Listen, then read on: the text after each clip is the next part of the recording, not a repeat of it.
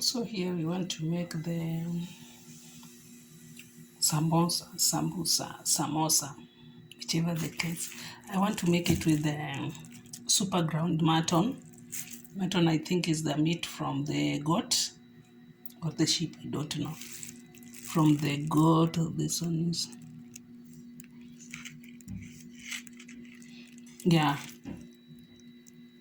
from meat from the goat. I want to do what? I want to put it in water so that I defrost it. Then these are the ingredients we are going to use for the mutton. For the fillings, these are for the fillings of the samosa. I have here the green onion and I have the round onion. We have the Maggi here, and the garlic and the turmeric powder, turmeric. We have hot paprika and salt. So today I'm going to take you through how you can make samosa pockets and fill it.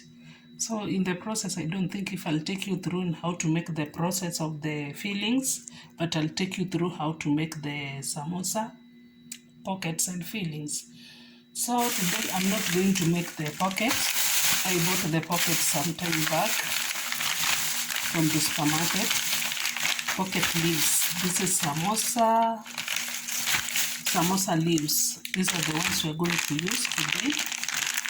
I think there is another video I show you how to make it from the scratch. So today we are not going to make it. I'm going to use this one from the supermarket. This is sweets from the supermarket. Yeah, guys. So I know I'll not take you through how to make the fillings, but next time I'll show you how to make the fillings because I'll make it away from the camera. So yes, guys, and then I'll show you how to make the samosa pockets from these leaves. And I want to make the two samosas, 5 from both. I want to make the cheese one and the mutton one. So guys, stay tuned and see how things will go.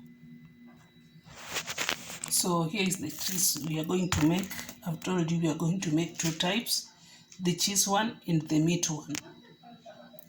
Cheese one and the meat one. So guys, stay tuned and let's do this. So my people, this is the filling we have made from the mutton, and this is the glue. How do you call it? The sticker. You will use it to stick the leaves to make the pockets. And we will use also this. A friend of mine will be coming and she loves cheese. Me, I don't eat cheese, but she loves cheese. So that is why I'll make the two types, cheese type and the mutton one. Yeah, so let's get into the process. So with this one, let me tell you, if you buy this one ready-made from the supermarket, you have to give it, maybe it was in the freezer. If it was in the freezer, it is icy, you have to give it more time to take to the room temperature so that it will be easy to peel off. But if it was in the fridge, just take it out for like 5 minutes before you start using it, so that it gives you that smooth peeling. Yani it doesn't stick together, you see. It doesn't come out very rough. So guys, I want to cut it this size to put, at least to make a very beautiful pocket. Let's do this, guys, and let's see how it goes. So we start by peeling these ones. We just take few pieces to avoid it from drying up. The rest we keep it. We make sure it is tight so that it doesn't get dry because of the external air. So this one, we peel these pieces like this. You'll be very careful because it is very light. It can tear like this. We have not cut it. Let me cut it first. So I just cut this size like this. Yeah. So we start peeling.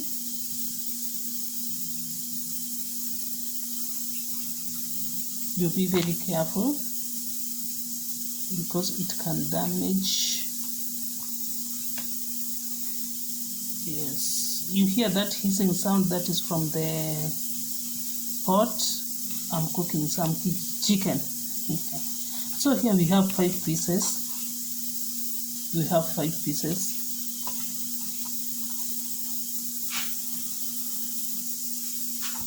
We have these 5 pieces. So to start making your pocket, you fold this like this, then you roll it little bit, you make something like that. See, you make something like that.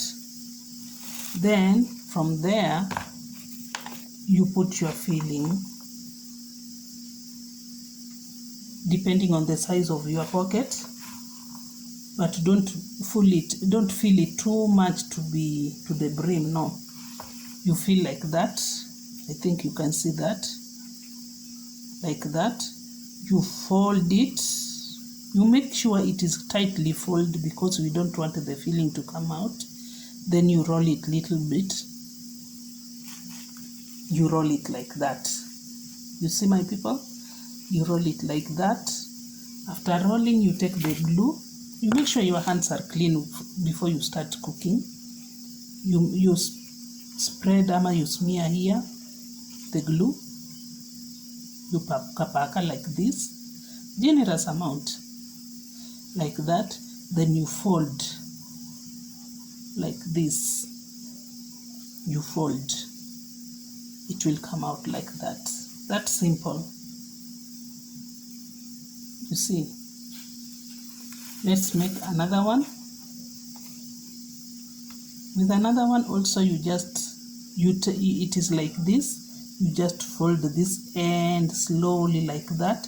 You make sure this end is tight. No air, no space to make the filling come out during frying. So you make it tight like that.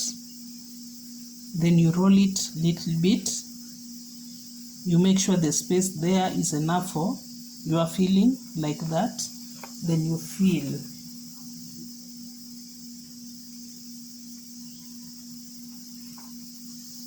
You fill it. That is too much. You fill it. But if you're doing it for commercial purposes, you have to be very careful so that you have, because you are out there to make profit. But with us, we are out here to enjoy. So we can put generous amount, but if you're out for commercial purposes, you have to be very careful at least. So it is like that. Again, you put your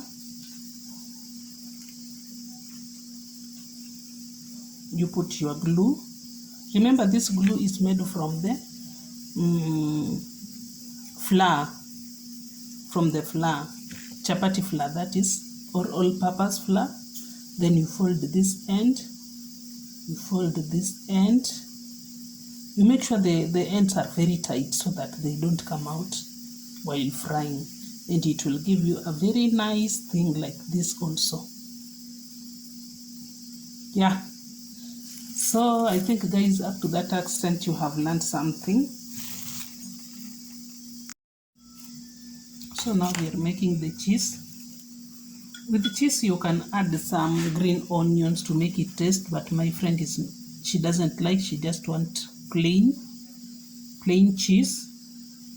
Because I don't eat it, so I'll go with her taste. You just put a little bit. And with the cheese, you have to be very careful while frying. This thing can burn you properly. It can make you have some burns. So you don't feel it you don't put much, just half like this. You make it looks a little bit flat like this, because with the cheese, it's very crazy while frying. it can burn you proper. It is jumpy, how do you call it? Hizo zinarukarukanga kama popcorns. Yeah, and again you have to be very careful while putting oil for frying cheese, because it will burn you. So you put little bit, it is like oiled pan. You use an oiled pan to make cheese, or you can also put it in the oven to make it. So cheese also I'll make just few pieces, like 5 pieces, because I don't want them to remain here. It will be a waste. It will be a waste. So yes, let me add some more pieces. So those are our samosas. We have 6 pieces for cheese, and we have roughly 7 pieces for mutton. So now we want to deep fry, but since I'm not deep frying right away, I'm just going to cover them and let them rest in the fridge for some time while I do other things. Then later I'll deep fry them. I'll show you in the process, my people. So this is how you make your cheese samosa. Remember, this samosa, it can really burn you, because the cheese, when it comes to contact with the hot oil, it becomes like a disaster. Wow, it jumps like nonsense. So you make it with, let's say, like a greased pan. But with the chicken samosa, you just make it with the normal oil, like deep fry, really deep fry. But with the cheese samosa, you have to be very careful because it will burn you. So you just grease your pan with a little oil, next to none. You make it with a little oil, then from there you make your pan warm, and we can say it's shallow frying. It is not shallow frying even, because we make sure there is no oil around. It is, you see, there is no much oil, only little oil, very little oil. Yeah. So you keep on turning until they all turn golden brown. Until they all turn golden brown, like this. Here is our mutton. It is not chicken, it is mutton samosa. They are cooked. This is how they look like. Very delicious. So this is our cheese samosa. You see the way they look delicious. And this is our mutton samosa. And that is the end of our cooking today. Thank you guys for watching, and subscribe, share please. Until next time, bye.